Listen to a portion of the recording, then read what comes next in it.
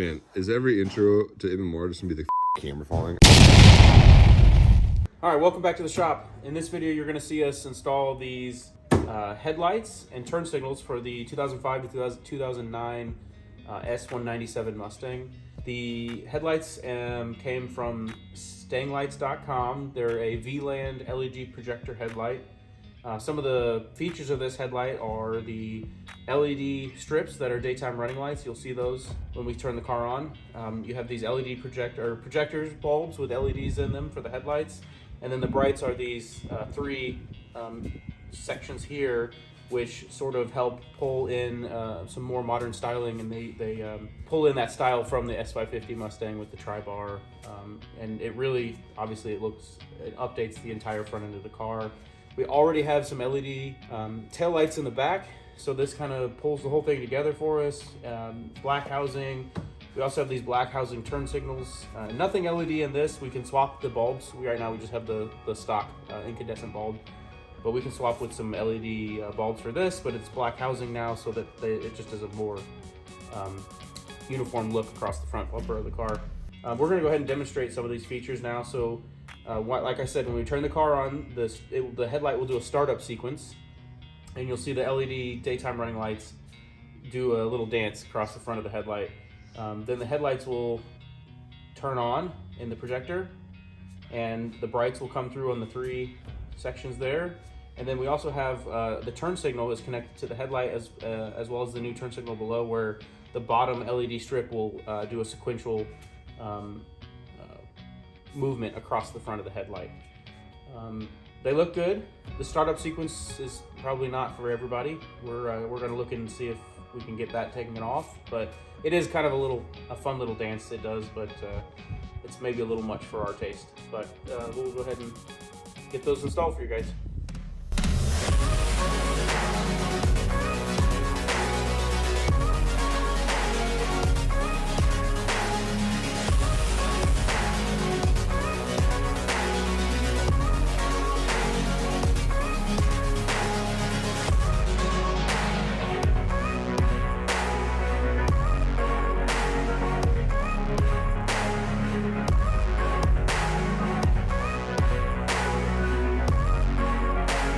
All right, just a quick update on our Ford Performance tow hook here.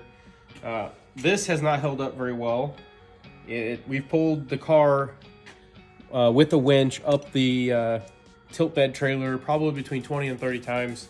You can see this is pretty distorted in every direction. So it used to be round, now it's sort of egg-shaped. These two are not in line with each other, they're bent out.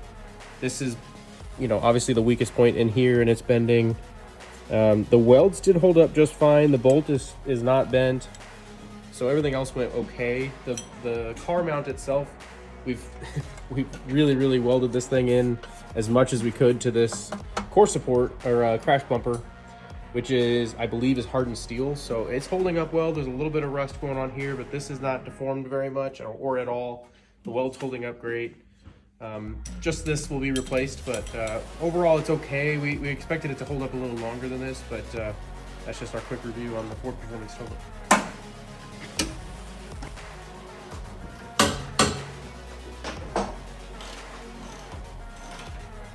So I'm sure y'all knew this, but the car got stolen. So obviously now that we're inside the front bumper, we didn't realize how much the guy fucked up all the wiring right here, because obviously he was trying to get the car alarm to turn off, which he did successfully just by yanking stuff. But now Dan's noticing there's quite a bit of wire damage, so he's just trying to reinforce it with just some electrical tape. So Let's get stuff back where it goes. yeah, we're probably gonna be finding stuff that's damaged the next year. So obviously the car still doesn't have a window and there's some other stuff going on, but fun times here at MMR.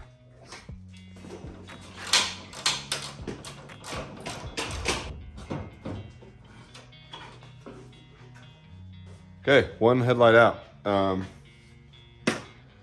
you can see, like I was saying, it's just the OEM headlight that came with the car from 2005. And there's just a thin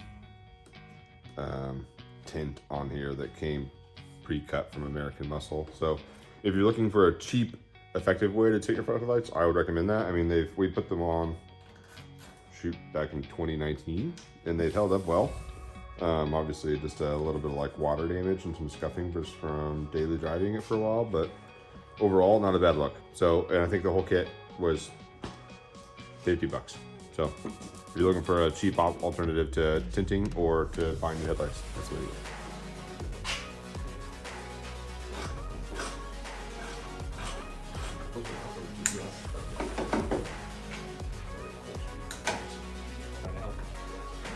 Okay, that's fun. Who knows if it'll ever work again. Second headlight out. Okay, here's what I was talking about with just terrible tint size for these lights. It's so you can tint them without taking the front bumper off, but it just doesn't, in practice, it just doesn't work very well. Right. Especially not when we're applying them. Yeah. We're bad. So, I mean, from a distance, you couldn't really tell. Like, it covered up what was shown to the front bumper. The slot is about that size. But, I mean, I think Dan and I noticed it regularly whenever I was close to the front of the car. I just always saw that orange peeking through. So, that's why these are just going to be such a huge upgrade, right? So, way cleaner, exact same size and shape from the OEM ones, just all matte black on the inside with just like a clear plastic front. So,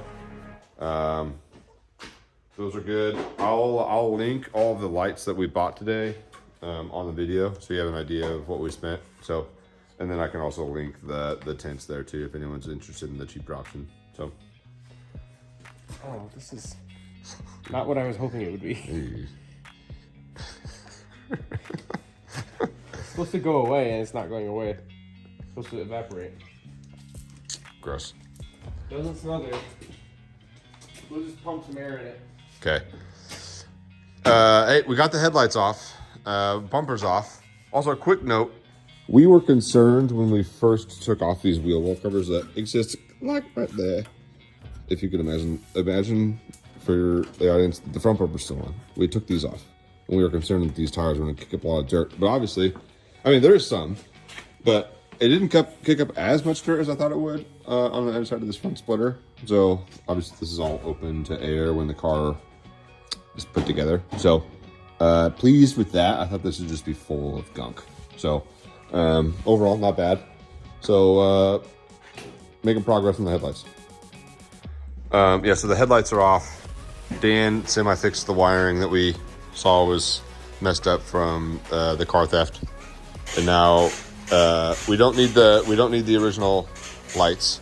So we took off the lights. Obviously, all the OEM stuff is there. Pardon the mess in the shop. So install those, hook them up, and hopefully they work like a charm. So.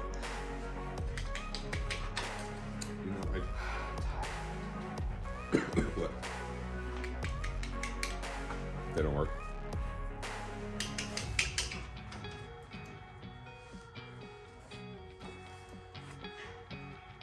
Wait, this. That might go to that. You got everything plugged in.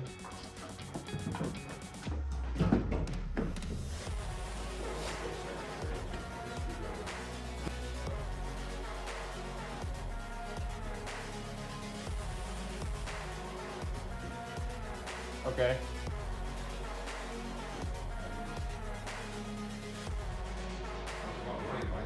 No running lights. Is it supposed to do more? Yeah, you're supposed to have like the bars on the top and the bottom supposed to light up, right? We do have a disconnected wire here, but there's nowhere to plug it in.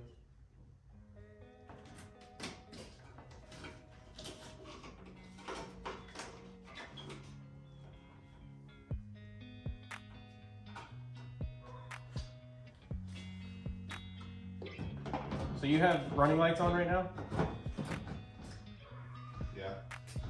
And then headlight? And then turn signal? So your turn signal and your headlight work. Oh. Sorry, guys. Oh, it's a different switch, or different plug. They look cool. Oh, this one does. It does look cool.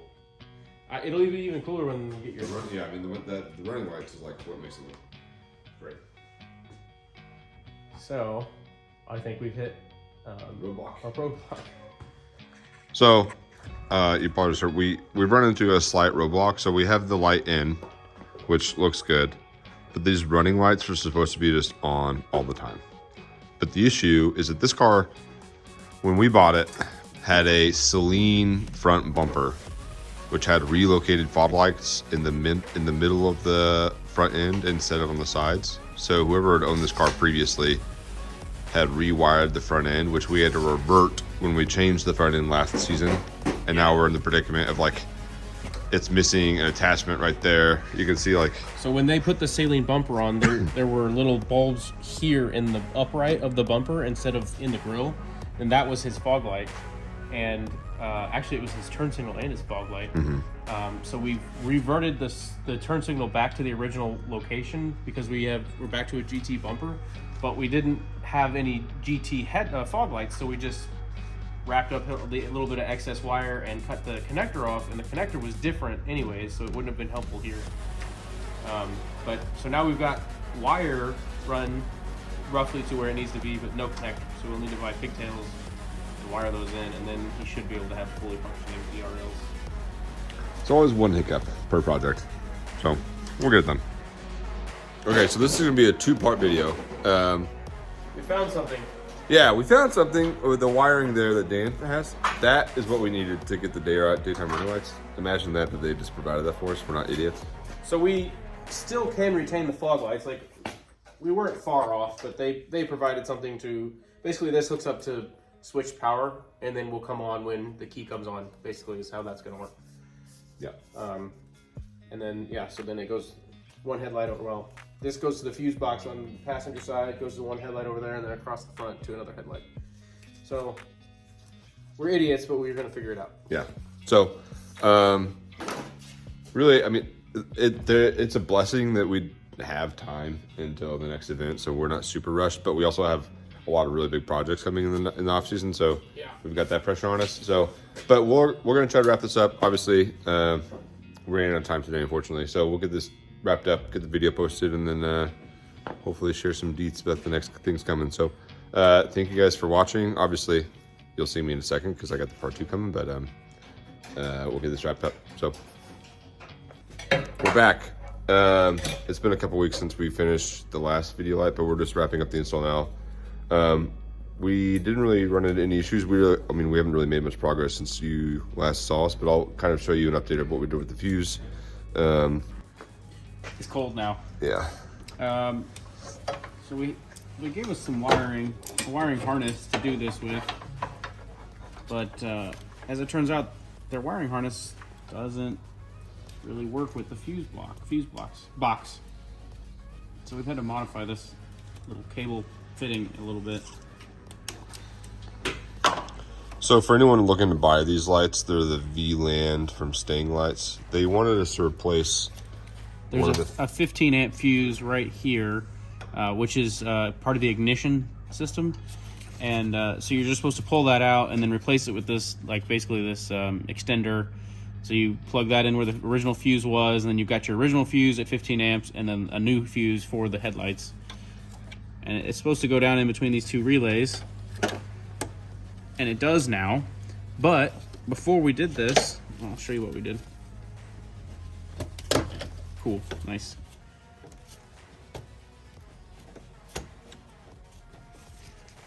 I really crudely modified this. Basically, this wire used to come straight out at a 90-degree angle to where it is now. Basically, used to come down, but we just could not get this whole end down into where the brick fuse goes without it just running into stuff over here and pushing our relays out of the way. So we looked at all the other 15 amp fuses, and this one fit, but it just turned on as soon as you plug it in. It's not switched.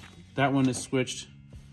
So that has to be the location of where it goes. So we broke off there's a little plastic piece that it stuck out, and then the wire came out of that. So I broke that off, and then real crudely just bent the fitting, the wire end a little bit, and now it fits down in there.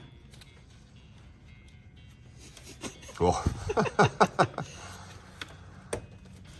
Okay, now it fits down in there, and then I had to modify the fuse box just to get the wire to come out, because when the cover goes down over it, it would dig into this wire, and we actually cut the wire jacket a little bit when we tried it on another attempt. So now we've got that clearanced out. So now this should all go down. All right, so we're trying to get this on, and I'm realizing now that this still isn't going to work because this fits down into there, so that's still not going to work. So we're going to have to modify this a little bit more. Cut a hole in here to get the wire to pass through, and then out and towards the headlights. Okay, so we got wise and got out a Dremel instead of just trying to chip that away with a razor blade and some needle nose, which is not the right way. Probably not as secure or as safe as it used to be, but race car.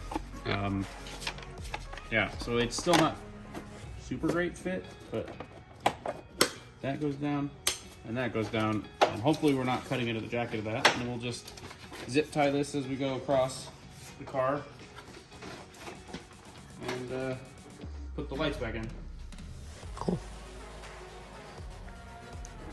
All right, so since we just finished the headlights and the turn signals up front, I figured we would just fully convert the rest of the car to LEDs.